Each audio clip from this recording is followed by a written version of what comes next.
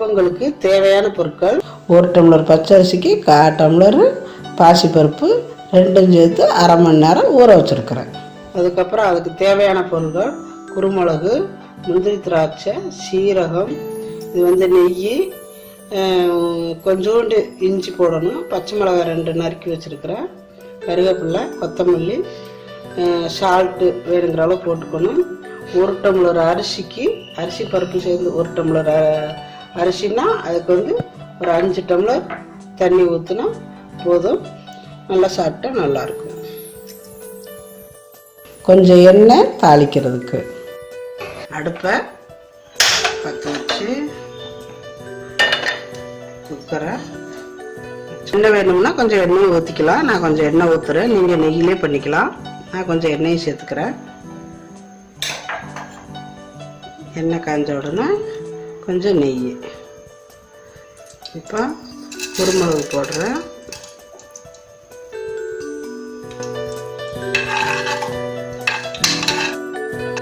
சீரகம் போடுறேன்,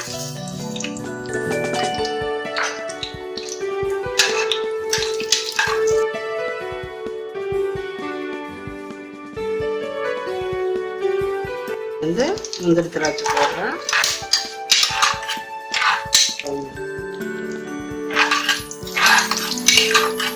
பச்சை மிளகாய், இஞ்சி சேர்த்துக்கிறேன்.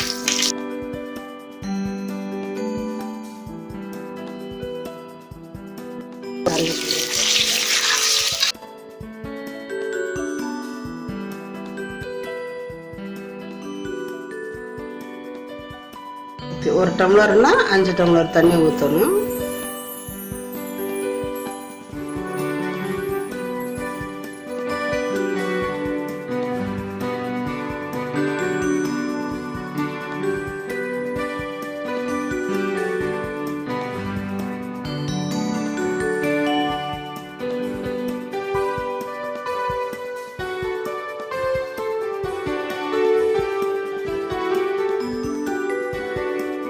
உப்பு தேவையான அளவு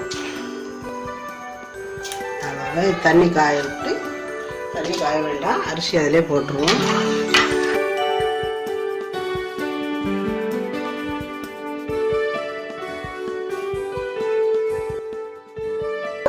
அரிசி போடுறேன்,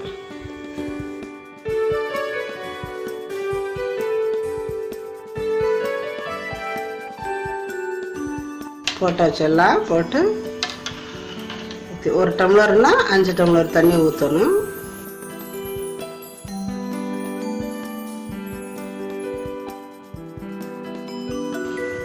ஒரு மூடி வச்சுட்டு ஒரு 3 விசில் இல்லை 3 விசில் விட்ட 3-4 விசில் விட்டால் போதும். அரைக்கலாம், பார்க்கலாம்.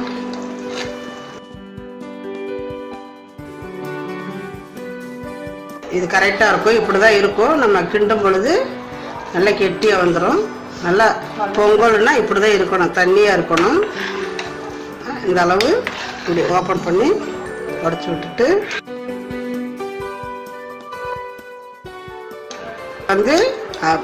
கம்மியாக தான் போட்ட நெய். இப்போ கொஞ்சம் நெய் போடுறேன். இப்போ நெய் வேணுமா நீங்கள் போட்டுக்கலாம்.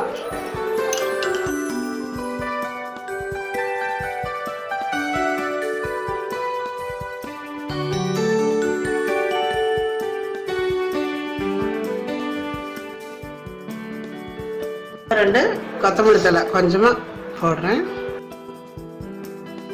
இப்போ பொங்கல் ரெடி ஆயிடுச்சு.